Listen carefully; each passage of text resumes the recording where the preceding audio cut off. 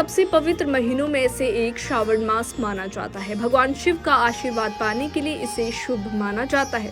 पूरे श्रावण मास विशेष पूजा, व्रत, अनुष्ठान और त्योहार होते हैं, जिसमें श्रावण सोमवार व्रत, मंगला गौरी व्रत, हरियाली तीज, नाग पंचमी, शिवरात्रि व्रत और रक्षाबंधन आदि शामिल है।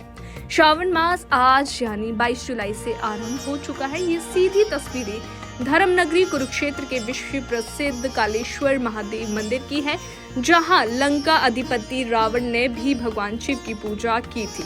दिलचस्प बात यह है कि ये विश्व का एकमात्र ऐसा मंदिर है जहां भगवान शिव के साथ नंदी विराजमान नहीं है।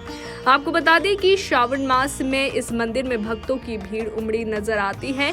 शाम के समय विशेष रूप से भव्य संध्या आरती का आयोजन भी किया जाता है। श्रावण मास को लेकर इस मंदिर को पूरी तरह से सजाया गया है। इस बार श्रावण मास में अद्भुत सहयोग भी बन रहा है। श्रावण मास आज 22 जुलाई सोमवार को प्रीति योग, सर्वार्थ सिद्धि योग और श्रवण नक्षत्र का सहयोग भी बन रहा है। मान्यता है कि इन शुभ योग में महादेव की पूजा अर्चना करने पर सुख समृद्धि का आशीर्वाद प्राप्त होता है। श्रावण मास में 5 सोमवार पड़ना बहुत शुभ माना जाता है। इस बार श्रावण मास में 22, 29 जुलाई के अलावा 5, 12 और 19 अगस्त के सोमवार को मिलाकर कुल 5 सोमवार पड़ रहे हैं। शुक्रवार 2 अगस्त को श्रावण मास की शिवरात्रि पड़ेगी। इसी को लेकर हमारे संवाददाता कुरुक्षेत्र से क्या कुछ कहते हैं वो आप सुनिए।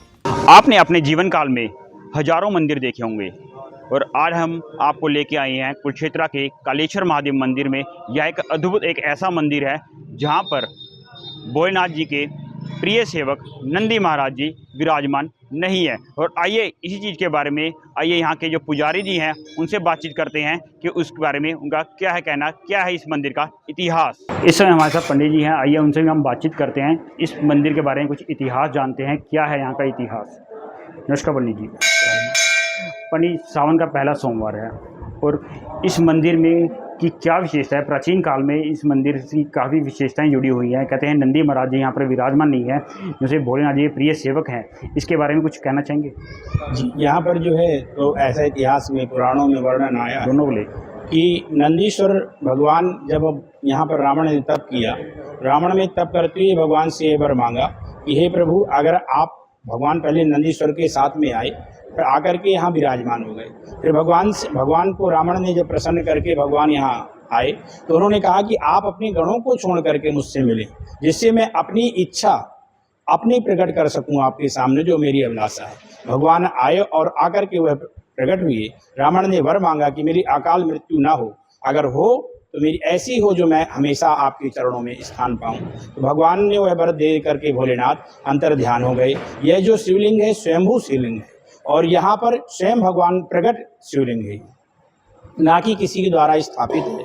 और यह यहाँ पर ऐसी मानता है कि नंदीश्वर एक ऐसा भारत में अपना मंदिर है जहाँ पर नंदीश्वर नहीं है।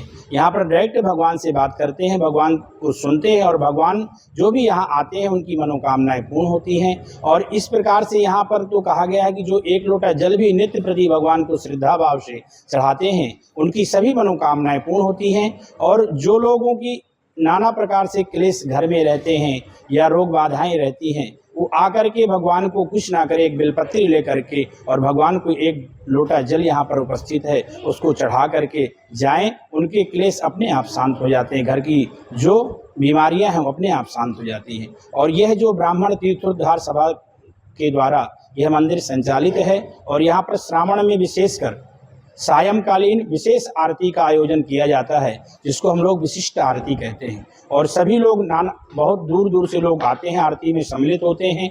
अलग प्रकार से यहाँ पर रोज जो भगवान भोलेनाथ का जो है श्रावण में श्रृंगार होता है, फलों से, कभी पंचमेवा से, कभी जो जो भगवान की इच्छाएं होती हैं वो। और प्रसाद भी अलग अलग प्रकार से बढ़ता है श्रावण सोमवार को। और जो यहाँ पर भक्तगण आते हैं उनकी मनोकामनाएं पूर्ण होती हैं। और जो व्रत करने वाले आते हैं वह स्त्रियां पुरुष संकल्प लेकर के यहाँ से जाती हैं कि हे प्रभु, हमारी यह कामना पूर्ण हो जाए।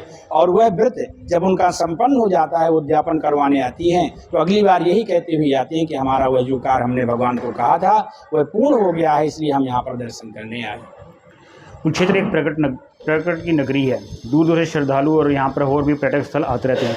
तो दूर दूर से जो से यहाँ पर आते हैं वो भी कोई मनोकामना पूर्ण करते हैं। यहाँ पर कोई हवन, कोई यज्ञ, कोई ऐसा होता है?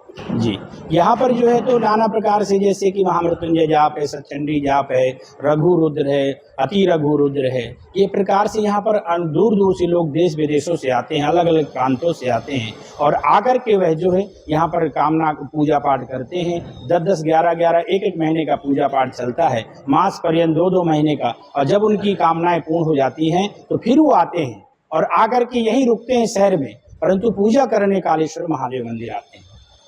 आपका शुभ नाम?